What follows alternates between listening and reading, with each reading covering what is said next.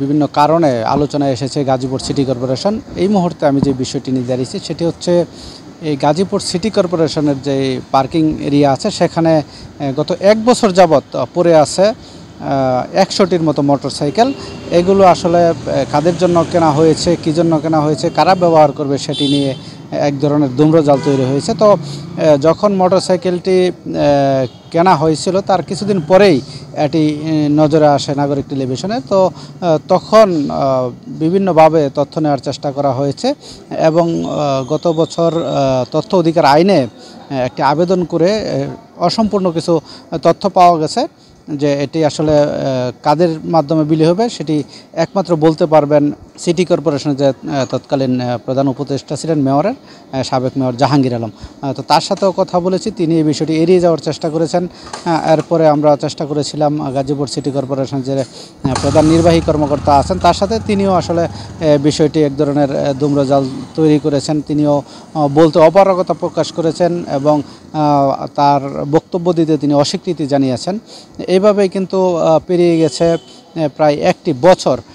তথ্য অধিকার আবেদনে যেটি জেনেছিলাম যে 2023 সালের অক্টোবর মাসে একটি টেন্ডারের মাধ্যমে টিভিএস অটো বাংলাদেশ লিমিটেডের যে তেজগাঁও আছে সেখান থেকে 100টি মোটরসাইকেল কেনা হয়েছিল। তো এর মধ্যে আনার পরপরই কিন্তু সাবেক মেয়র জাহাঙ্গীর আলম 10টি মোটরসাইকেল বিতরণ করেছিল, কিন্তু আমরা তথ্য পাইনি যে সেটি কারা ব্যবহার করছেন। তো এখনও পর্যন্ত এই আন্ডারগ্রাউন্ডের যে পার্কিং এরিয়া আছে সেখানে 90টি মোটরসাইকেল রাখা আছে।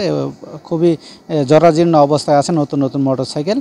তো কেউ কেউ বলছেন এটি জাহাঙ্গীরের যারা কাছের মানুষ, সিটি কর্পোরেশনের বিভিন্ন এরিয়াতে যারা কাজ করবেন তাদের জন্য কেনা হয়েছে, কেউ বলছেন কাউন্সিলরদের জন্য কেনা হবে। তো মূল তথ্য কিন্তু কেউ আসেনি। তো আজকে এখানে এসে সিটি কর্পোরেশনের যে যান্ত্রিক বিভাগের প্রধান প্রকৌশলী জনাব সুদীপ বসাক, ওনার সাথে কথা বলেছিলাম। উনি বলেছেন যে গত 5 আগস্ট দেশের পট পরিবর্তনের পর তারা এই বিষয়টি নিয়ে আলোচনা করেছেন এবং গত সেপ্টেম্বর মাসের মানে আজ থেকে আর 10 দিন আগে তারা একটি সিদ্ধান্ত নিয়েছেন।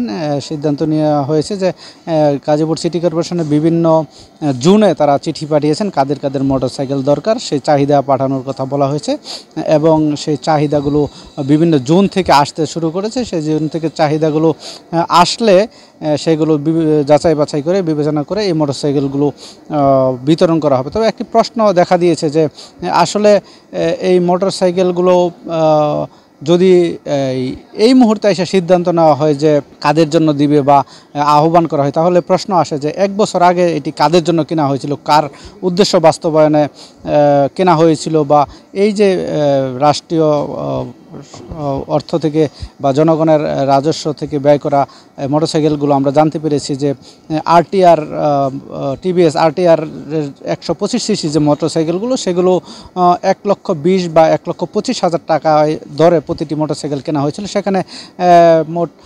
1,25,00,000 টাকার মতো ব্যয় হয়েছে। তো 1,25,00,000 টাকা ব্যয় করে যে মোটরসাইকেল এতদিন যাবৎ ফেলে রাখা হয়েছে সেগুলো কার উদ্দেশ্যে বা এখানে কোনো অসৎ উদ্দেশ্য ছিল কিনা এই বিষয়টিও কিন্তু তদন্তের দাবি রাখে। তো আসার কথা হচ্ছে যে এই নতুন প্রশাসক যিনি এসেছেন ঢাকা বিভাগীয় কমিশনার জনাব সাবিরুল ইসলাম, তিনি এই বিষয়ে একটি সিদ্ধান্ত দিয়েছেন এবং খুব শীঘ্রই এই মোটরসাইকেলগুলো সেই আন্ডারগ্রাউন্ড পার্কিং এরিয়া থেকে বেরিয়ে বিভিন্ন জোনে যাবে এবং সেটি জনগণের কাজে লাগবে বলে আশা করছেন। তো এই ছিল আমার কাছে গাজীপুর সিটি কর্পোরেশনের মোটরসাইকেল নিয়ে সর্বশেষ।